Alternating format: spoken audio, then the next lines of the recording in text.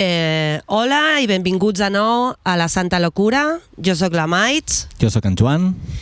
I avui tenim a la Nieves, que per cert avui és l'últim capítol de la temporada. I res, que avui tenim a la Nieves García. Así que Nieves, adelante, preséntate.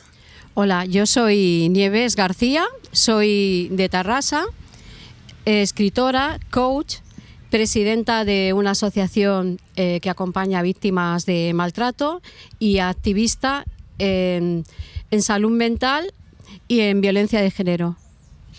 Muy bien, gracias. Bueno, como cada episodio siempre empezamos un poco con las definiciones de los diagnósticos, así que si quieres hablar un poco de tus diagnósticos y luego damos paso a Joan para que nos lo aclare un poco mejor. Pues yo estoy diagnosticada de TLP y TDAH, o sea que soy doble intensa. Soy muy intensita. No pasa nada. Aquí estamos todos igual, o sea que... Vale, perfecto. Pues según una amplia búsqueda en el ChatGPT sobre cuál sería la descripción según el DSM-5 de estos diagnósticos, nos cuenta que el TLP, según el DSM-5, es el trastorno del límite de personalidad. Una condición psicológica que la persona tiene dificultades intensas. Mira, de hecho, ha utilizado la palabra clave y adecuada. La palabra intensa, sí. Persistentes para regular sus emociones, su autoimagen y sus relaciones.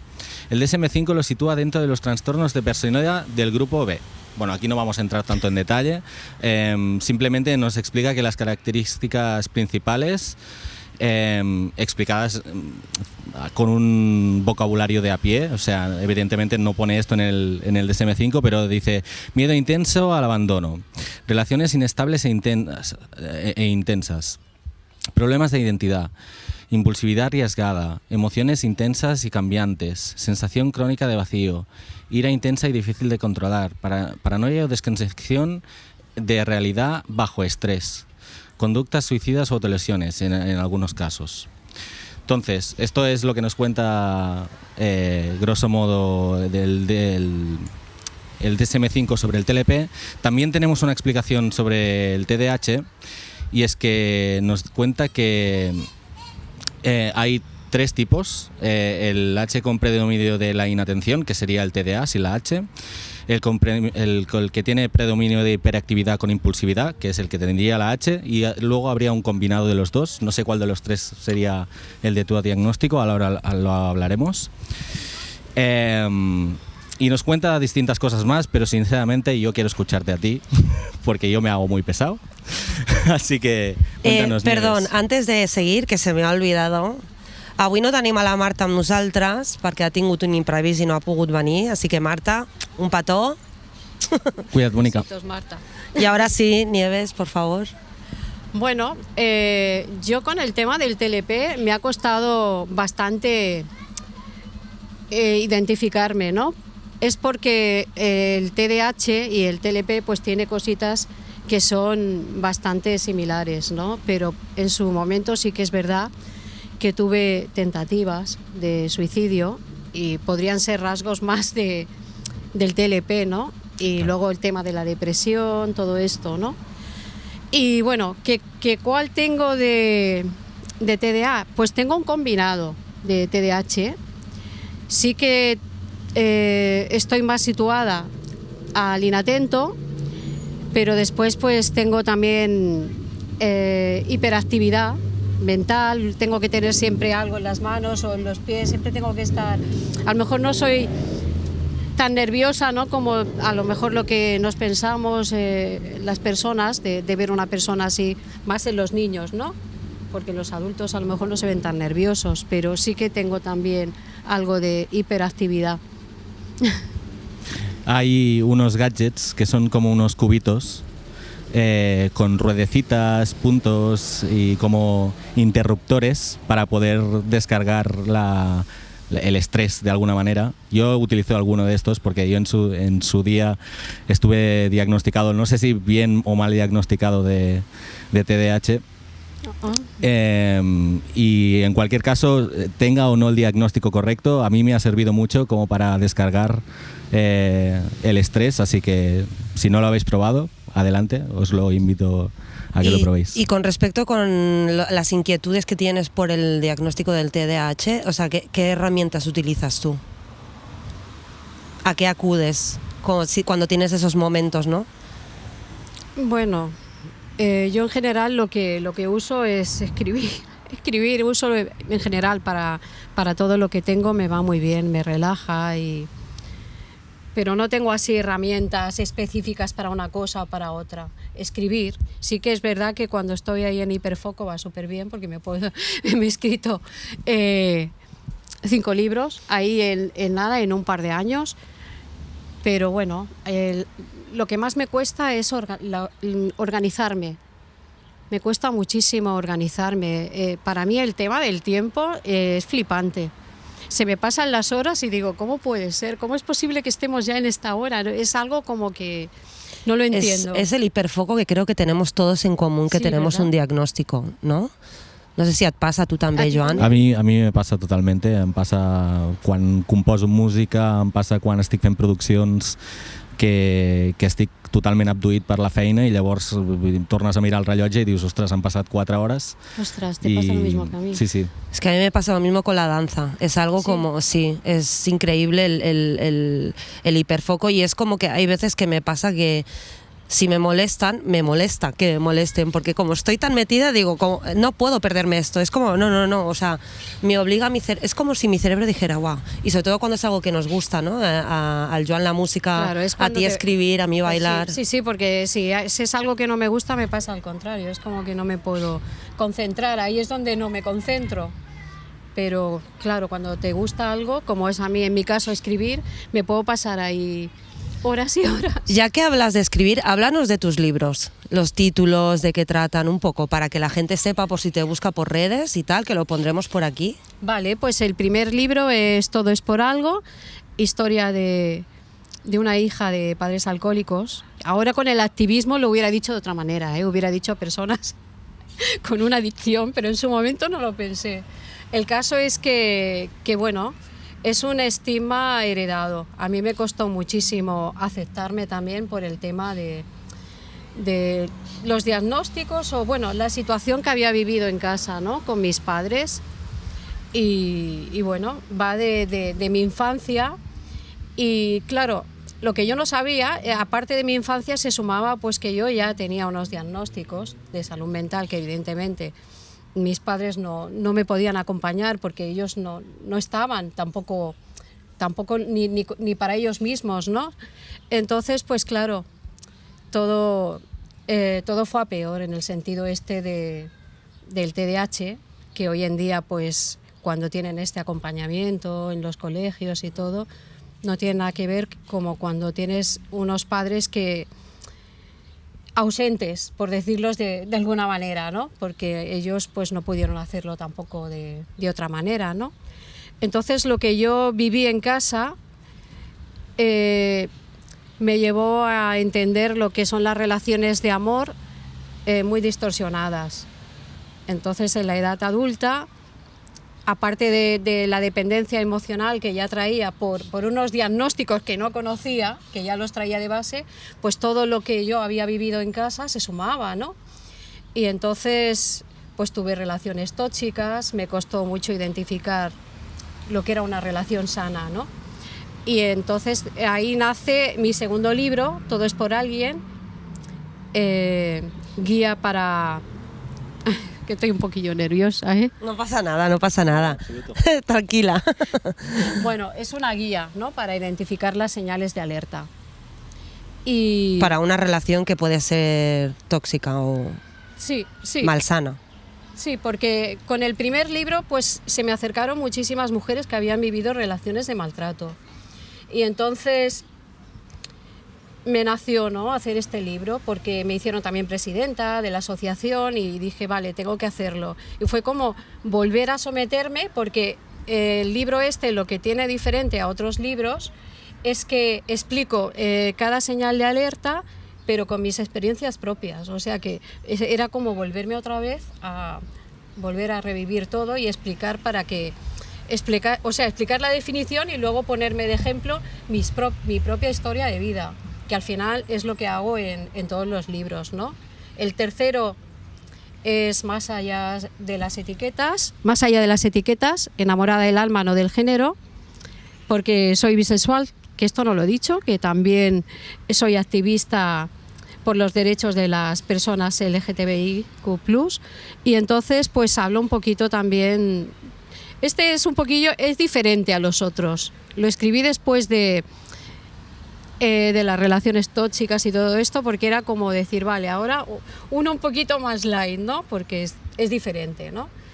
Y el cuarto es el que conoces tú, El cuerpo que amo, del rechazo a la reconciliación, porque tuve también bulimia en la adolescencia y bueno, pues es un poco lo mismo. Hago investigación sobre la dieta intuitiva, sobre todos estos temas, ¿no? Para tener una buena relación con tu imagen, y explico pues también mi experiencia, ¿no? de la bulimia. Y ahora el que he terminado, que va a salir publicado, es el TDAH sin estigma, porque vuelvo otra vez a la infancia y vuelvo a explicar cosas, ¿no? Que no he explicado en el primer libro, porque es desde la mirada del estigma. Es como reconciliarme, pues bueno, pues con mi historia, ¿no? Porque me ha costado mucho aceptarme. Primero, porque tuve una depresión muy grave, que le llamaron TLP, y empezaron ahí una serie de cosas, y cuando yo ya más o menos me había conformado, había dicho, vale, pues es esto lo que tienes, muchísimos años después me sale que no, que realmente, bueno, o que son las dos cosas, es el TDAH, ¿no? Que lo he tenido desde siempre, y igual que a la mayoría de las personas que conozco con un diagnóstico de salud mental, pues ha sido un alivio para mí. Al principio no fue tanto, me costó muchísimo. Era como, no, esto no lo quiero, esto también es de mis padres, no lo quiero. Pero bueno, empecé a hacer las formaciones del activismo y la verdad es que me cambió la vida, ¿no? Porque al final la salud mental es salud y tenemos que querernos con todo lo que somos, que las etiquetas sí hablan mucho de lo que nos pasa, pero no somos la etiqueta, ¿no? Somos mucho más, y es con lo que nos tenemos que quedar. Totalmente de acuerdo. Y ya que justo has hablado de tus libros y has hablado de tu infancia, ¿hay algo que te gustaría compartir de todo tu recorrido hasta ahora, de cómo viviste la infancia, de cómo viviste lo de tus padres, los diagnósticos, o sea, cómo fue todo eso, qué te generó a ti, qué generó en tu entorno? Bueno, mis padres no tenían un diagnóstico como tal, porque estas cosas no se miraban. Y el tema de la adicción al alcohol, pues bueno, era algo como, bueno, y sigue siendo como muy social, no se ve, ¿no? Pero en aquella época, pues yo creo que más todavía, ¿no?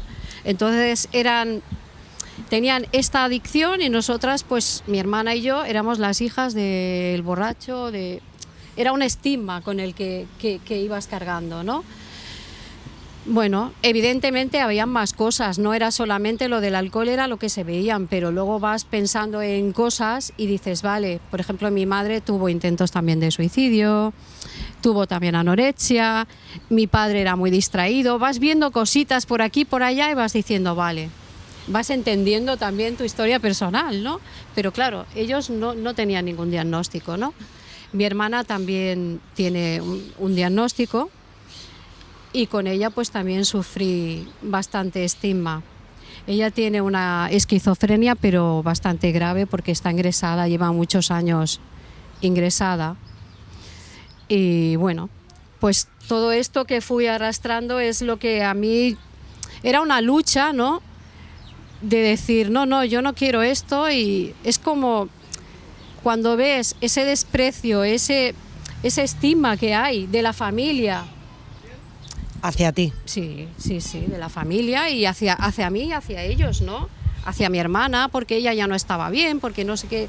Un lenguaje muy estigmatizante, ¿no? Que no tengo por qué volver a decir, pero que a mí me llegaba, y yo luchaba por no ser como ellos.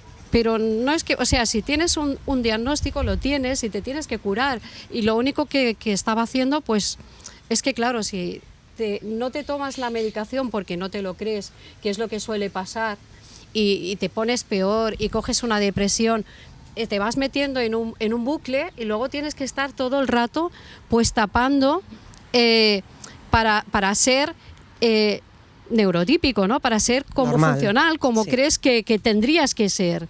Y hay un desgaste y bueno, al final pues ya el desgaste me llevó a una grave depresión. Después, ahora mismo estoy en una fase, como te he comentado antes, que estoy otra vez con depresión. Ahora mismo estoy súper estable en mi vida y yo pensaba, esto no, ahora no toca, pero claro, los diagnósticos están. Y bueno, se me han removido muchas cosas. En mi adolescencia tuve abusos sexuales. Pues bueno, como he dicho antes, no sabía ver esas señales de alerta, no sabía ver el peligro y bueno, me tocó como le podía haber tocado a otra persona. Y supongo que me tocó en un momento que acababa de fallecer mi madre y yo no podía con tanto. Yo creo que no podía soportar tanto y de alguna manera durante toda la vida cuando contaba la historia lo contaba como en tercera persona, como si no fuese yo. Incluso he llegado a contarlo en uno de los libros como si no fuese yo, como si fuese una historia. Y ahora de repente, al tomar contacto con otras personas que han pasado lo mismo que yo, es como que se ha despertado. Se ha despertado y bueno, es lo que me ha dicho mi médico, que de alguna manera pues es eso, que pensábamos que estaba, no sé, porque tampoco lo trabajé en terapia, pero ha salido y ahora estoy en ese punto de decir, bueno, quizás ahora tengo más conciencia que cuando me pasó, no estaba preparada y ahora la vida me lo ha puesto ahí para que, bueno, pues que lo trabaje en terapia y siga haciendo lo que estoy haciendo con mis tratamientos porque más no puedo hacer. Simplemente dejarme acompañar y ya está.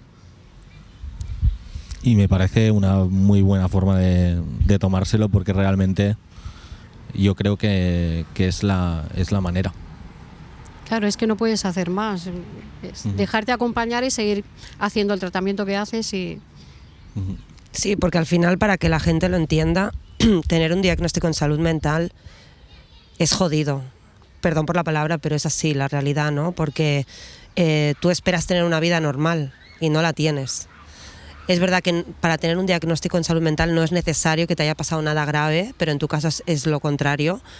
Entonces es importante, ¿no? Como esa autoescucha y darse ese espacio para decir, vale, pues me pasa esto, aceptarlo y demás, ¿no? Porque es lo que decías tú antes, al principio a lo mejor cuando te lo diagnostican es como no te lo quieres creer. Pero antes, out of record, estábamos hablando de que para ti fue un alivio. Después sí. Al principio no lo quería, porque claro, aceptarlo era decir, me van a rechazar, era eso. Pero hombre, ahora la verdad es que es un alivio porque digo, no, tienes esto y tienes que cuidarte y si tienes que descansar, pues tienes que descansar y no te exiges tanto. Bueno, a veces sí me exijo, pero bueno, sí, es importante saberlo y aprender a cuidarnos, ¿no? Igual que el que tiene otra enfermedad, pues es lo mismo al final. Claro, como si tuvieras diabetes, ¿no? O problemas de corazón y que tienes que medicarte, ¿no? Igual. Pasa es que es diferente porque al final es algo invisible que no se ve y igual el entorno tampoco sabe cómo discernir entre, ¿no? Lo que tenga que ver con tu diagnóstico a lo que tenga que ver contigo como persona. A veces es como difícil, ¿no? Todo eso.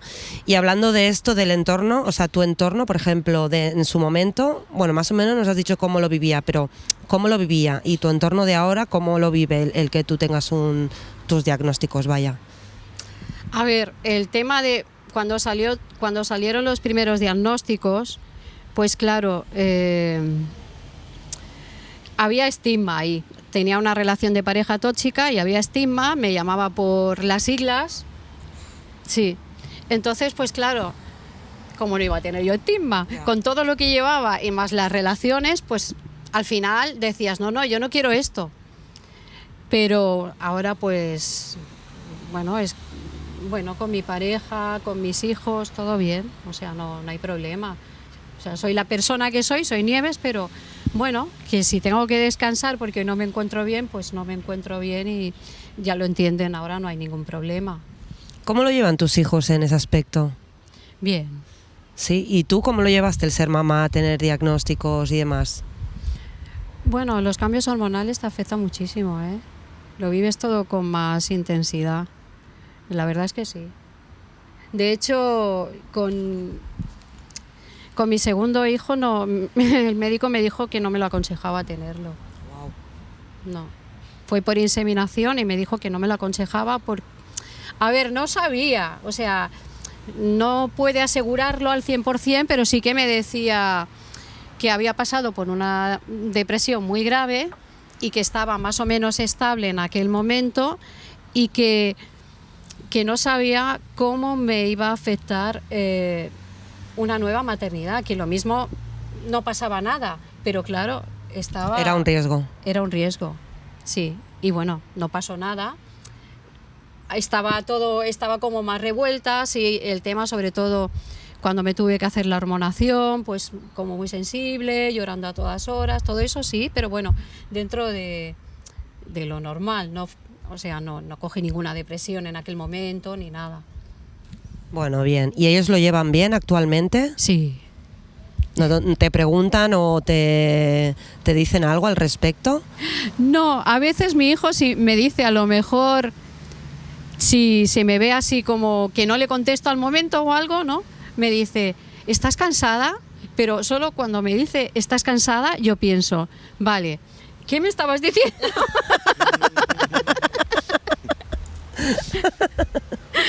Es como que reaccionas, ¿no? Sí. Y cuéntanos un poco cómo ha sido el antes y el después de tus diagnósticos. O sea, aparte de TLP y TDAH, dijiste que pasaste por bulimia sí. también. ¿Cómo viviste el antes y el después de todo ello? Bueno, la bulimia todavía no estaba diagnosticada ni nada, fue antes. La verdad es que sí. Lo que pasa es que luego al final todo va saliendo y vas diciendo, vale, es que esto es de aquí, ¿no? Pero después, por ejemplo, con el embarazo de mi hija, sí que es verdad que después del embarazo era más joven, se me despertaron también TOC, cositas, ¿no? Que te van saliendo de, bueno, que subes 20.000 veces a comprobar si está la puerta cerrada o a ver si el gas está cerrado, cosas así, ¿no? Te van saliendo cosas. Es verdad que los cambios hormonales se notan muchísimo. Y el tema de la pregunta que me haces, pues, bueno, cuando le pones nombre, siempre y cuando no hay un autoestigma, te aclara mucho las cosas, porque especialmente con el TDAH creemos que somos tontos, somos torpes, que no nos quedamos con las cosas enseguida. Entonces, claro, llevas toda la vida con esas etiquetas y al final pues prefieres el diagnóstico, ¿no? Porque dices, bueno, vale, no es que fuese tan torpe, tan tonta, que no me enterase, ¿no? Es que esto tenía un nombre, claro. Bueno, que tu cerebro funciona diferente. Exacto, funcionas diferente. I tu, Joan, lliure de preguntar el que vulguis. Jo sí. Algo. Jo estava pensant en el que deies de la depressió en la que dius per la que has passat i em ve al cap una pregunta que no sé si et vindrà de gust contestar, ets totalment lliure de fer-ho, però com estàs visquent tot aquest procés de la depressió de la que parlaves, en la que estàs ara, després d'haver passat per una situació com la intentativa de suïcidi? Per al fet de que suposo que en certa manera moltes emocions poden anar connectades o tenir molta relació en un sentit o un altre i simplement saber com estàs visquent això, com va ser l'experiència, com la compararies amb ara, com tot. Bueno, la verdad es que te vuelven recuerdos, te vuelve la tristeza y a veces tienes pensamientos, pero dices, no, esto no puede ser, tengo que pedir ayuda, si me encuentro mal, pues busco distraerme, busco hablarlo con mi pareja, y intentar distraerme sobre todo. Estoy esperando también, pues eso, terapia, ¿no? A nivel de psicología. El tema es un poco, la depresión que tengo es una tristeza muy profunda que no sé ponerle nombre y me vienen como recuerdos, me entran muchas ganas de llorar, he estado días que lloraba mucho y me vienen recuerdos, ¿no? de lo que me pasó, ¿no? de los abusos, las pesadillas, ahí es como que ha vuelto, es como si hubiera pasado ahora. ¿Te crees que eso estaba enterrado y es como si hubiese vuelto ahora? Hago meditación, intento... Perdona'm, creo que està passant aquí totes les ambulàncies. Sí, madre mía. Repite. Pues eso, que hago meditación y estaba pensando y todo, ¿no? Estaba pensando, digo, ¿y si lo escribo? ¿Y si escribo? Digo, va a ser un libro súper triste, ¿no? Pero lo pienso, ¿no? Digo, puedo escribirlo y todas las emociones, todo lo que me está removiendo, ¿no? También es verdad que me ha costado... Llevaba muchos años que estaba como bloqueada en el tema de llorar. Lo había bloqueado. Pensaba que... Y ahora digo, bueno, pues a lo mejor es que ahora me toca limpiar y llorar todo lo que no lloré, yo qué sé. No lo estoy pasando bien, ¿no? Ahora estoy aquí y no pienso, ¿no? Pero sobre todo en los momentos que estoy sola se hace difícil, pero bueno, estoy pensando en apuntarme a un gimnasio, intento... mantenerme distraída. O sea, yo me siento muy identificada con lo que cuentas porque a mí me dan esos bajones y o sea, lo de la tristeza profunda, o sea, a mí nunca me había pasado hasta desde hace 2 años, ¿no? Entonces, a mí una de las cosas que, por ejemplo, me hace como, ¿de dónde viene todo esto? O sea, ¿qué es lo que me está encendiendo? Me hace como querer indagar más, ¿sabes? En la tristeza. Entonces es como que para la gente que lo estáis pasando mal, que estáis en una depresión, una tristeza profunda, es que iba a decir una palabrota, pero no lo voy a decir. Oh. Pero es una M. Entonces, ¿qué les dirías tú? Aparte de lo que nos compartes de lo que haces para estar mejor, ¿no? Porque la gente acostumbra a decirte, va, distráete, no sé qué, no sé cuántos. Aparte de todo eso, o sea, ¿qué más tú les dirías, ¿no? Para que esa tristeza profunda, pues claro, desaparecer no va a desaparecer. Pues que la aceptes, ¿no? Que le hagas espacio, que la aceptes. Yo es lo que estoy haciendo. Es que también me negaba a la tristeza, pero me negaba porque no quería... estar con depresión y mira que llevaba ya como meses este verano que yo decía, es que no lo entiendo, estoy triste, hasta que al final pues es como que te va dando avisos, y al final pues bueno, y esta mañana estaba así, esta mañana estaba pensando, bueno, pues nada, estoy triste, tengo que aceptar que estoy triste y ya está, y es lo que hay, ¿no? Y bueno, estaba en ese plan, ¿no? Pero a veces es eso, que nos cuesta hacerle espacio y al final es una emoción. Hay que aceptarla. Te está avisando de algo. Y se me ha ido, creo. Tiene que ver con esto que estamos hablando. Ya me saldrá. Si quieres compartir algo más, o Joan, si quieres preguntar algo, ya me saldrá lo que es de esto.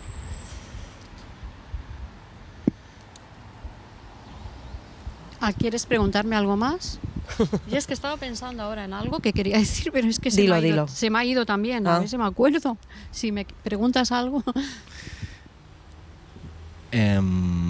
Pues mira que estamos los tres iguales. ¡Ostras! No, pero referente a lo de la tristeza, muchas veces yo creo, eso yo hablo desde mi experiencia, ¿no? Yo cuando he sentido el tema de la tristeza profunda, yo estoy diagnosticada hace muchos años también, pero hasta hace 2 años yo no había sentido esa tristeza tan así. Entonces, en el momento en el que me di cuenta de por qué estaba tan triste, de repente esa tristeza empezó a minorarse. Pues tengo que buscar el porqué.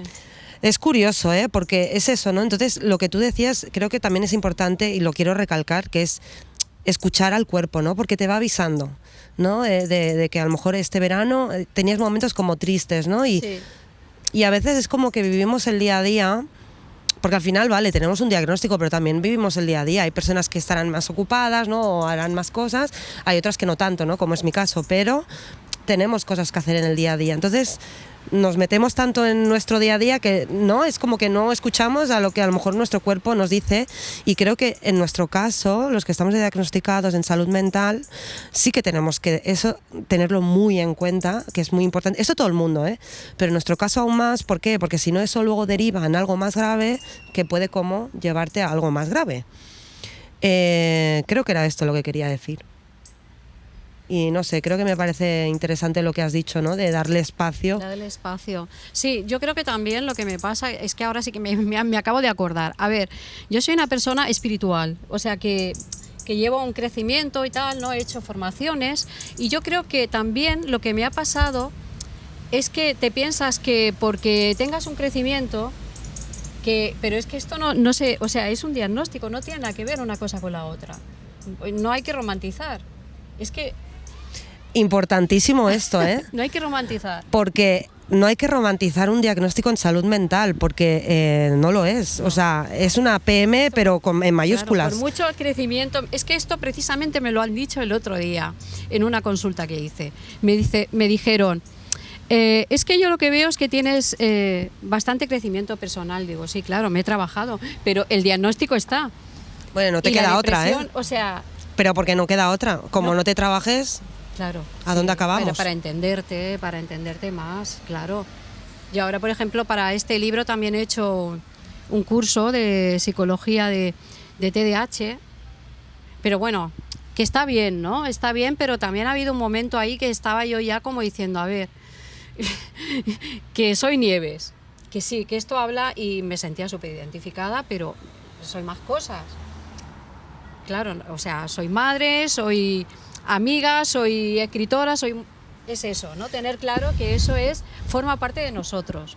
A veces creo que nos pasa, ¿no? Que centralizamos todo, nuestra vida en sí gira en torno al trastorno, ¿no? Sí. Y en parte es verdad, porque Sí. al final forma parte de nosotros. Sí. No es algo que esté, No. que digas, no es posible, porque al final tienes que convivir con ello 24/7. Y esa es una de las cosas que a lo mejor a la gente le cuesta, ¿no? Cuando te da un consejo, cuando intenta ayudarte y tú te quedas, no me sirve de nada, ¿no? Y ligando con esto que estás hablando más, ¿no? de tus libros y demás, explícanos un poco de ti, de esa Nieves que trabaja en esta asociación de mujeres maltratadas, como activista en LGTBI, activista en salud mental. O sea, explícanos esta parte más de Nieves trabajadora, que obviamente está ligada a la salud mental, ¿no? Pero háblanos un poco de esto para que la gente, pues, si necesita acudir a ello, si busca información, pues que sepa un poco. Sí, es un grupo de ayuda mutua. Entonces ahí pues todas las mujeres nos reunimos y bueno, no eres juzgada, claro, somos todas iguales, ¿no? Y el tema a mí me ayudó muchísimo, me ha ayudado mucho también de ver que al final el activismo siempre pues te ayuda un montón, ¿no? De ver que puedes ayudar de alguna manera, ¿no? Que al final hayas vivido lo que hayas vivido, tu experiencia pues le puede servir a otras personas, ¿no? Para ellos hacerles de espejo, entender que no está tan mal, ¿no? El tema de la violencia de género también ha habido siempre mucho estigma, ¿no? Y no hay un perfil único de víctima, ¿no? Y el tema del LGTB pues es lo mismo, al final también están muy estigmatizados y todo, bueno, a mí me ha hecho crecer muchísimo, hacer formaciones, estar ahí, el sentirme útil y canalizar un poco también la rabia de experiencias traumáticas que he vivido en mi vida, pues es una manera de canalizarlas, ¿no? Ahora que hablas de canalizar la rabia, ¿no? Me viene la pregunta, bueno, tengo varias, pero una de ellas es, con el tema de los diagnósticos que tú tienes, o sea, ¿tú has sentido rabia por decir, estoy hasta los mismísimos de que, ¿no?, tenga esto, tenga lo otro, tengo que trabajar en este trastorno, luego en el otro? O sea, ¿cómo has vivido tú eso? Hombre, te cuesta muchísimo, a veces te cabreas, ¿eh?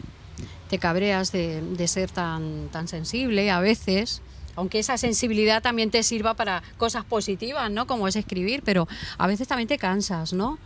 Y, por ejemplo, a la hora de estudiar, ahora estoy estudiando, he empezado la universidad porque quiero hacer filología y entonces estoy haciendo el acceso para mayores de 45. Me hace mucha ilusión. En su momento pues pensaba que no podía estudiar, lo típico, ¿no? De cuando ves que te tienes que esforzar más y entonces pues eso, el tema de que te tienes que esforzar el doble, de que si estoy en una clase pues me empiezo a poner nerviosa o me cuesta concentrarme, toda esta serie de cosas que dices, ¿y por qué? ¿Por qué me ha tenido que tocar a mí esto, ¿no? ¿Por qué me tengo que esforzar el doble? ¿Por qué tengo que estar siempre haciendo este crecimiento? Y luego no se ve, ¿no? Porque, vale, mucho crecimiento y ahora otra vez igual, ¿no? Al final dices, ostras, vale, sí, estás mejor, te entiendes tu vida, lo entiendes todo súper bien. Es que dices tantas verdades. Es que lo entiendes todo, pero luego te vuelves a tener recaídas, dices, vale, pero con el entendimiento no es suficiente. Pero es que al final un diagnóstico en salud mental no lo podemos controlar. No se puede controlar. O sea, nuestro cerebro funciona así y es con lo que tenemos que vivir día a día. Y es una realmente pasar por ello. O sea, creo que Joan también está de acuerdo con esto. Y es muy valorable lo que nos estás contando porque al final es la realidad, ¿no?, de lo que una persona vive con no un diagnóstico, ya con varios, ¿no? O sea, es como que es una detrás de otra, ¿no? Y referente a esto, estabas explicando que te hace ilusión lo de ir a la universidad, no estudiar filología.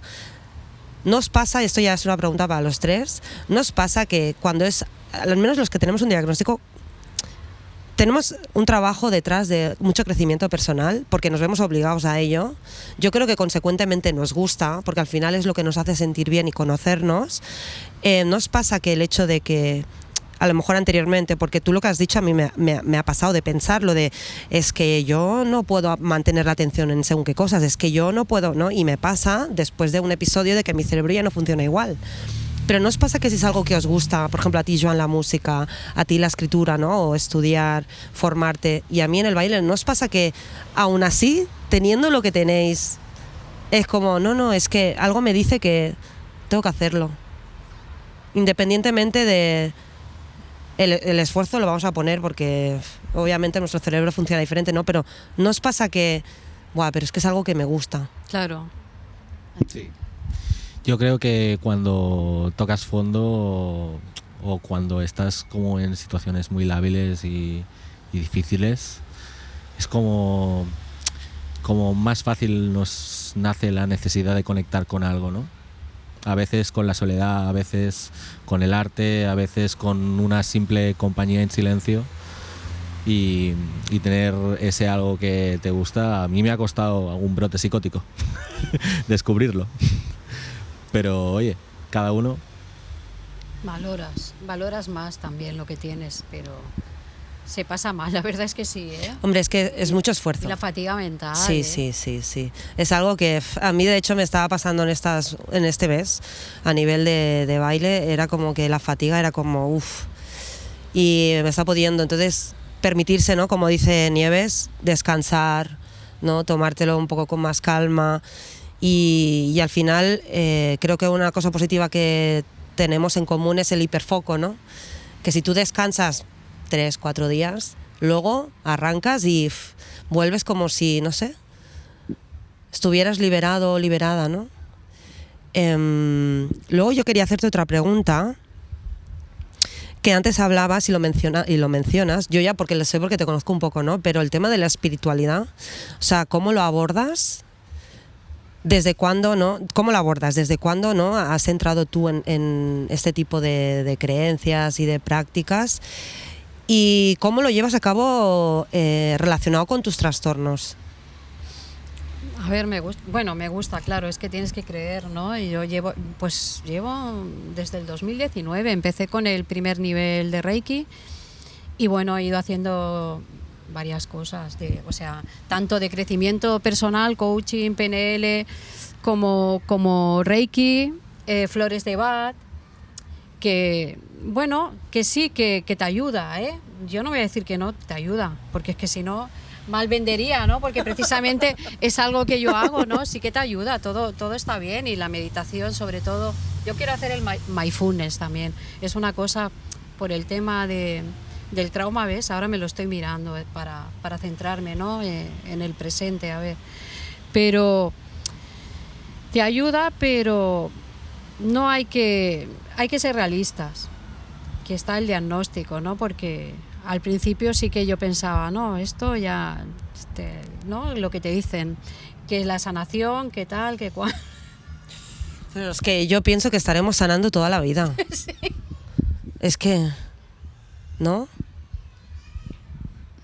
Toda la vida. Bueno, todas las personas, ¿eh? Lo que pasa que nosotros más todavía, porque claro, ya lo llevamos. Es que me lo imagino en plan, bueno, voy a hacer eso y recaes, ¿no? En plan, lo que decías tú antes, vale, voy a hacer un curso de mindfulness, pero es que luego recaes igual, o sea, sí.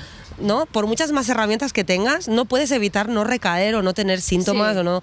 Yo creo que es la esperanza. A lo mejor tenemos como una pequeña esperanza de, vale, ahora sí, ya me voy a curar, voy a encontrar el antídoto. Mira, hay una de las cosas que esto lo he descubierto hace poco también, y es, hablando con mi psicóloga, que mira cómo es la vida, ¿no? Pero hablando con mi psicóloga, claro, tengo mi rasgo de exigencia, de autoexigente y de perfeccionista en mi salud y en la danza. Todo en el mismo mes, ¿eh?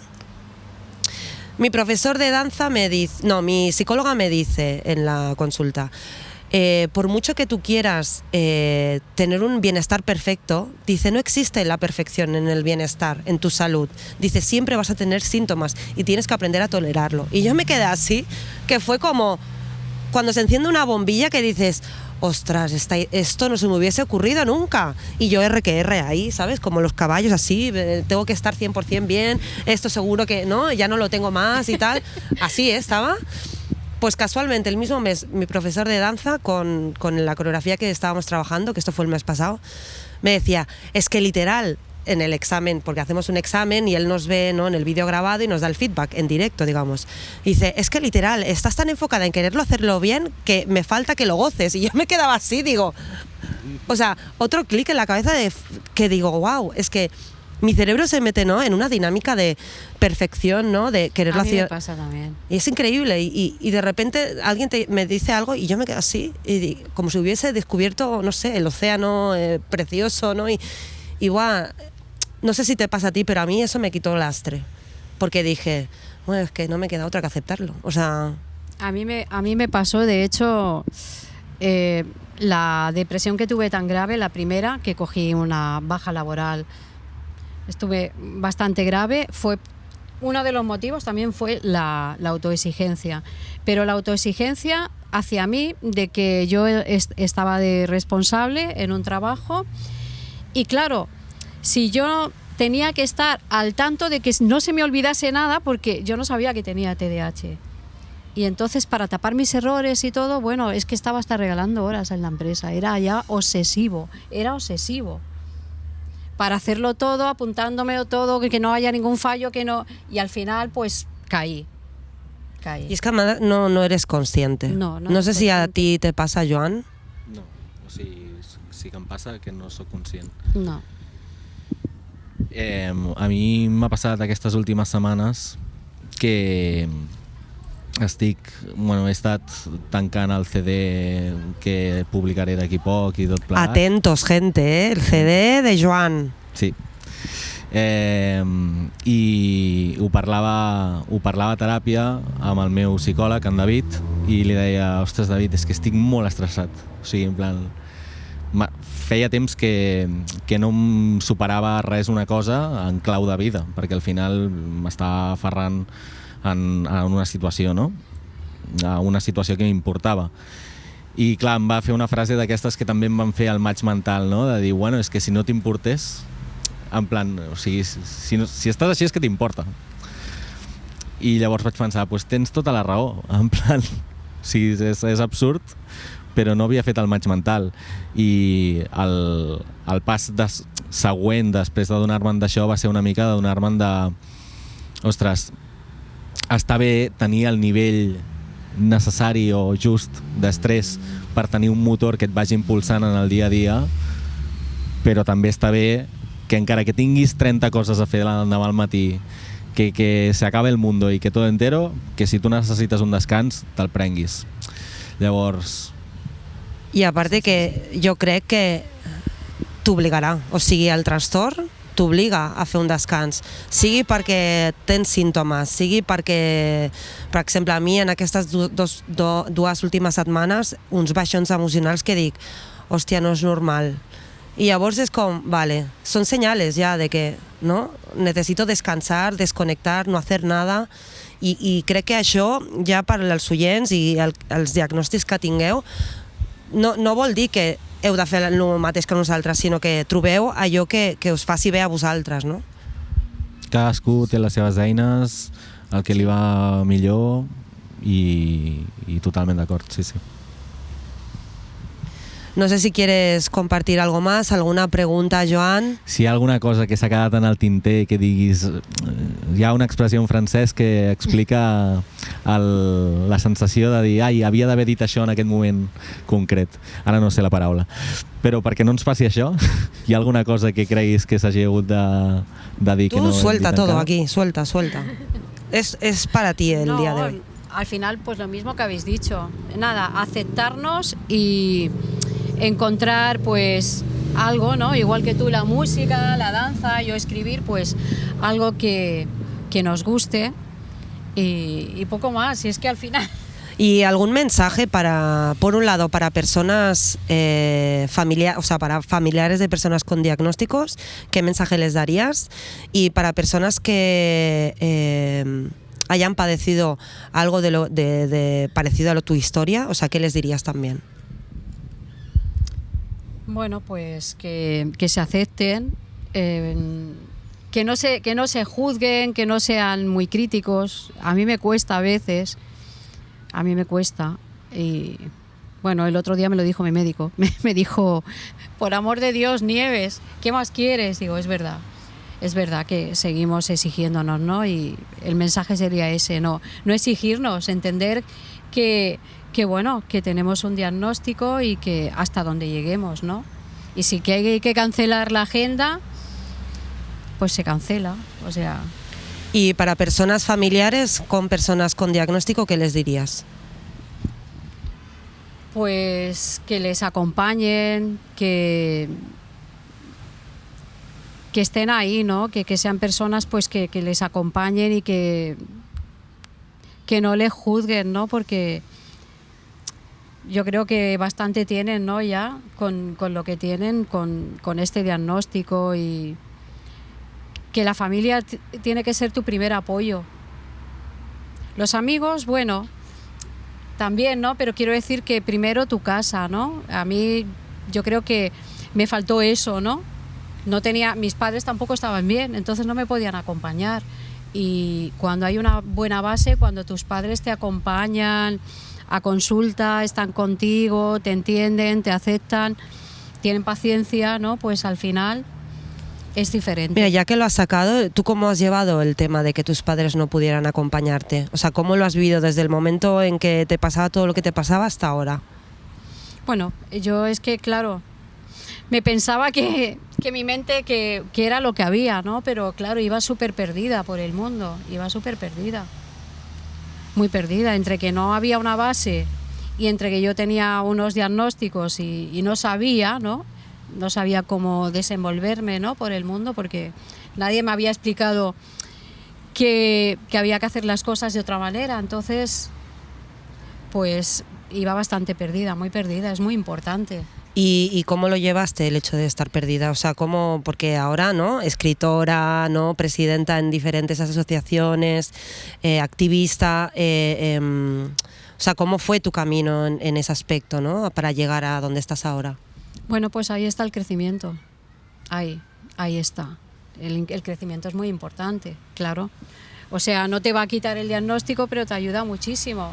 Entonces, hubo una agresión bastante fuerte en una relación que tuve tóxica y ahí empecé a hacerme preguntas y a decir, bueno, aquí pasa algo, no puede ser que muchas relaciones que tengo sean así, que siempre me pase lo mismo.